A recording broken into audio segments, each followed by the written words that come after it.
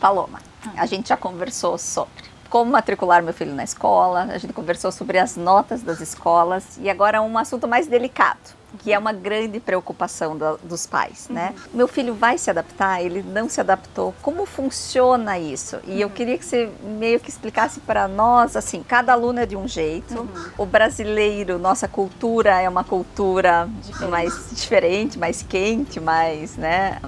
Afetuosa. E qual é o papel da escola nessa adaptação? A escola consegue perceber isso? Ela chama o pai para uma conversa?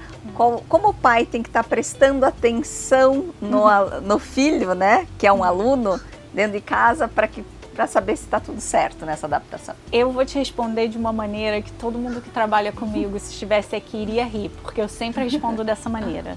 Coisa não está indo bem? Vamos conversar sobre isso? Aí eles falam, gente, lá vem a Paloma, vamos conversar. Não quer sim ou não, mas vamos conversar sobre isso. Legal. Pelo seguinte, podem ter coisas diferentes que podem impactar o aluno não estar se adaptando. Certo. Geralmente, os pais vêm falar comigo quando as notas estão caindo. Esses pais já estão um passo à frente porque eles notaram isso, né? Entendi. Porque hoje em dia é quase instantâneo quando um professor dá uma nota a um aluno. Porque, por exemplo, no meu condado, nós temos um app de celular, certo, que os pais podem baixar e eles têm real time, eles têm momento exato a nota que o aluno recebeu a cada momento. Tá. Então ele tem acesso do app para mandar uma mensagem para o professor imediatamente. Olha, meu filho caiu de nota, meu filho não entregou um trabalho, o que está acontecendo? Então essa comunicação pode acontecer muito mais rápido. Porém, a cultura das nossas escolas é que os pais, sim, eles podem participar, mas que essa responsabilidade não é 100% deles. Entendi. Porque nós temos pais que não têm tecnologia em casa e isso não é uma desculpa para os meus alunos não se darem bem. Tem pais que realmente estão trabalhando muitas horas e não tem tempo de dedicar esse tempo aos filhos ou não sabem como. Então, a mentalidade na minha escola é que os professores liguem para os pais, tentem se comunicar com eles quando eles notarem uma queda de nota, uma diferença no comportamento, entendeu? Essa é a expectativa que a gente coloca em cima dos professores, entre outras, mas essa é uma que é grande. E da maneira que os pais podem participar disso se eles notarem que isso está acontecendo, marcar uma reunião na escola com os professores e com a diretoria da escola. Eu trabalhei com um principal, com um diretor de escola muito bom, e ele sempre falava que o Covid, ele dificultou muito o progresso de educação dos alunos, né? Porque criou-se uma barreira entre a gente conversar cara a cara. E a filosofia dessa escola era trazer os pais de volta para escolas, para conversar, porque às vezes o que a criança fala que está acontecendo na sala de aula não é necessariamente o que está acontecendo.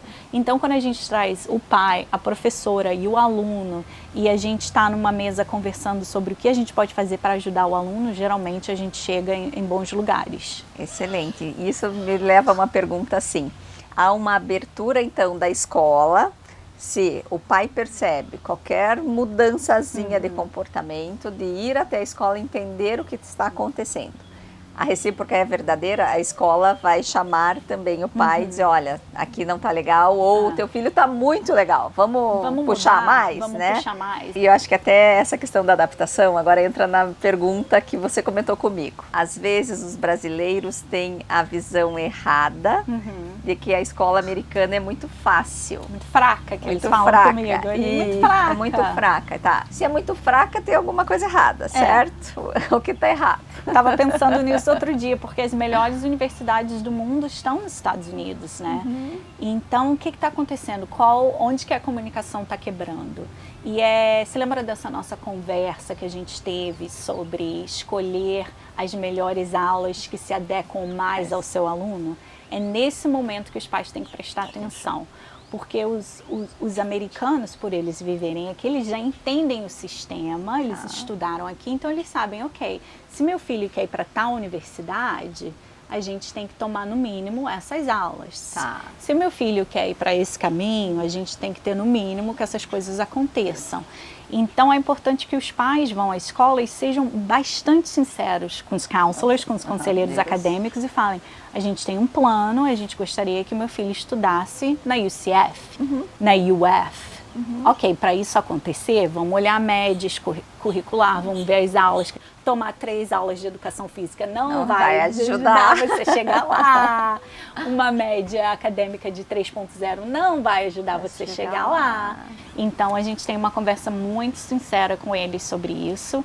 E, por favor, pais, não acreditem nisso, porque tem bastante rigor nas escolas americanas. É uma questão de escolher quais as aulas que se adequam mais ao seu processo. E isso é super interessante, que eu já percebi que você frisou. Existem diferentes aulas sobre o mesmo assunto, ou seja, nível de dificuldade. Vamos brincar num jogo. Então, a gente está num nível mais alto. No videogame. No videogame, você está num nível mais alto de dificuldade. Ok, existe a média, mas se você é um aluno mais dedicado, fora da média, você tem a possibilidade de Vou te dar um exemplo ser explorado. Né, eu vou te dar um nesse exemplo sentido. bem concreto. UF, por exemplo, University of Florida, é a melhor universidade da Flórida. Certo. Não há discussão sobre isso.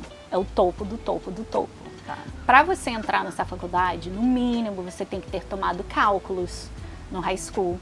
No mínimo você tem que ter uma média de 4.0.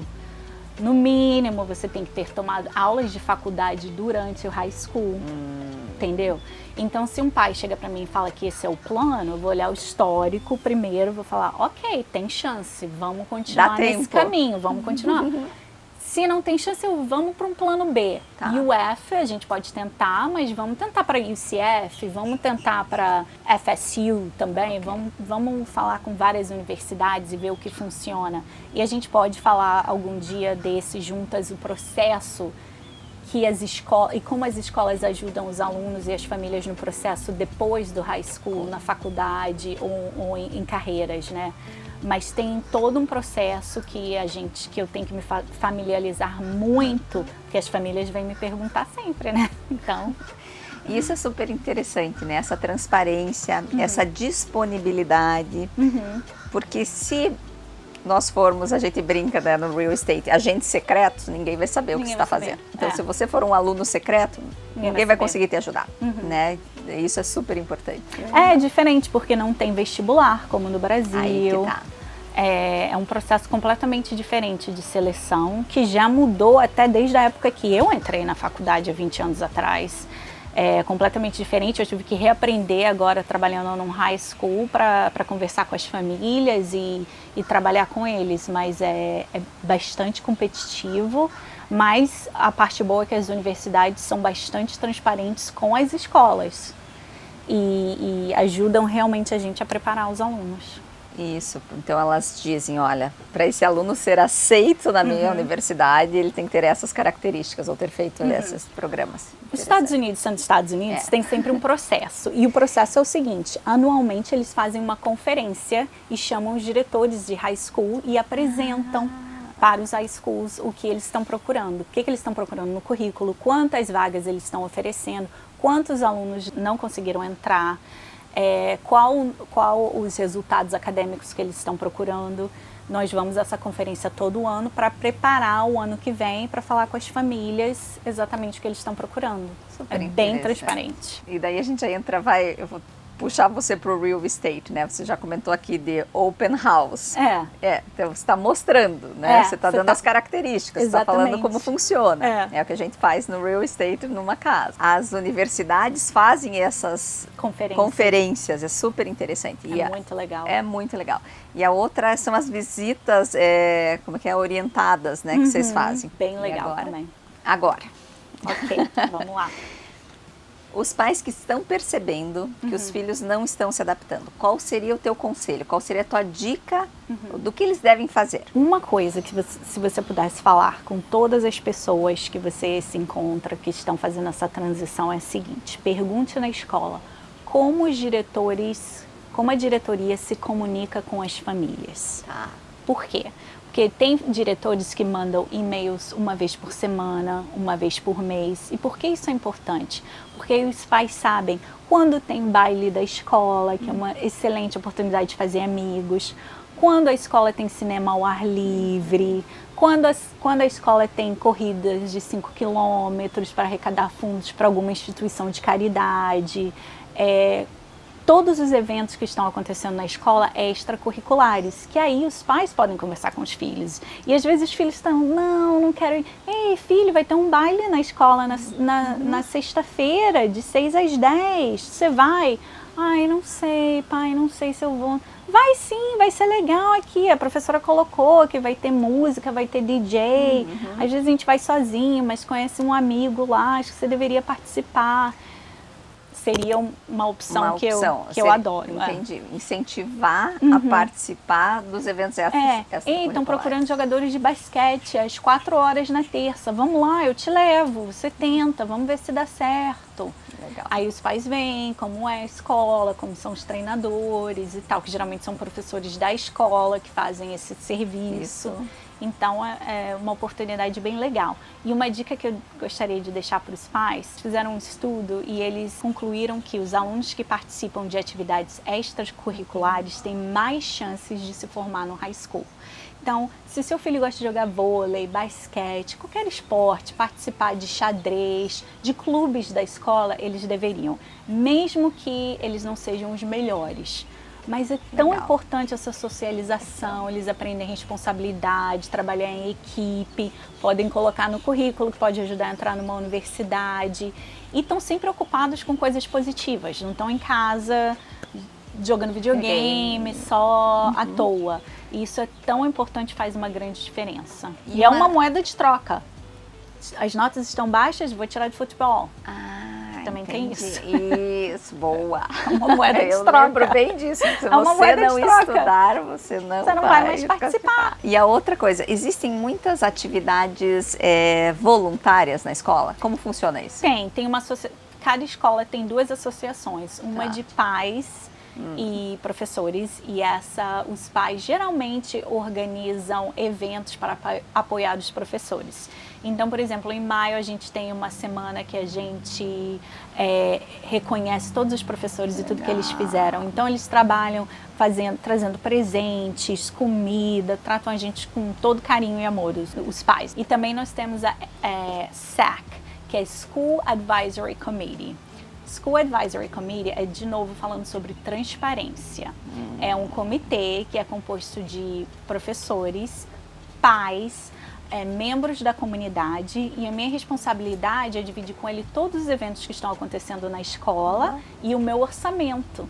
E eles votam no meu orçamento, entendeu? Então, essa transparência de eu falar, eu gostaria de usar 10% do meu orçamento para comprar livros de reforços para os meus alunos. E eles dão opinião, eles dão feedback. E outra coisa muito importante que eles fazem é, todo ano, todas as escolas têm que publicar os seus planos acadêmicos para o próximo ano. E está publicado no mesmo website que vai estar publicado a nota de cada escola. E então esse comitê, ele também vota nos meus planos acadêmicos do ano e dão feedback, super interessante.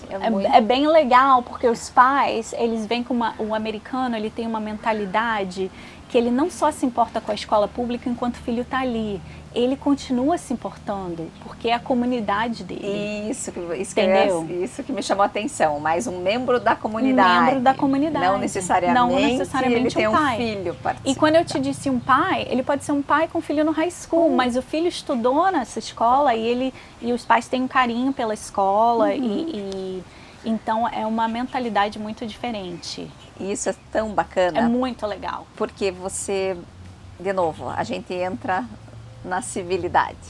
Esse é o papel do cidadão. Né? Exatamente.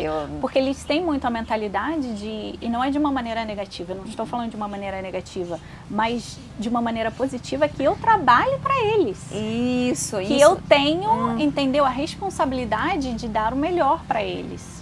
E isso a gente vê em tudo aqui, até vou fugir um pouco desse escopo, porque quando você recebe o teu property tax, em agosto lá, que eles dizem, ó, tá aqui a projeção do orçamento. No dia tal, nós temos um hearing no City Hall. Venha argumentar se você concorda ou discorda desse orçamento, mas traga propostas. Porque isso é interessante, existe uma mentalidade construtiva. Eu vou participar para trazer soluções, não apenas para apontar dedos. Para apontar dedos, né? E, então nem, isso é super... e não necessariamente isso influencia meu filho mais. Aí que tá. Entendeu? Então, acho que isso faz toda a diferença. Faz toda a diferença. Então, eu vou começar a trabalhar com o meu comitê daqui a pouco. Que interessante. Certamente nós vamos nos encontrar outras vezes, porque tudo que você está nos proporcionando é super rico. E eu tenho certeza que milhares de perguntas irão acontecer e vai fazer com que a gente se encontre novamente. Mas, antes de nós acabarmos a nossa série, eu quero convidar você a participar do último capítulo para entender quem é a Paloma, como ela chegou aqui, né? Entender um pouco mais dessa história. E eu te convido para se inscrever no canal, se inscrever no meu grupo e no próximo vídeo nós vamos concluir essa série.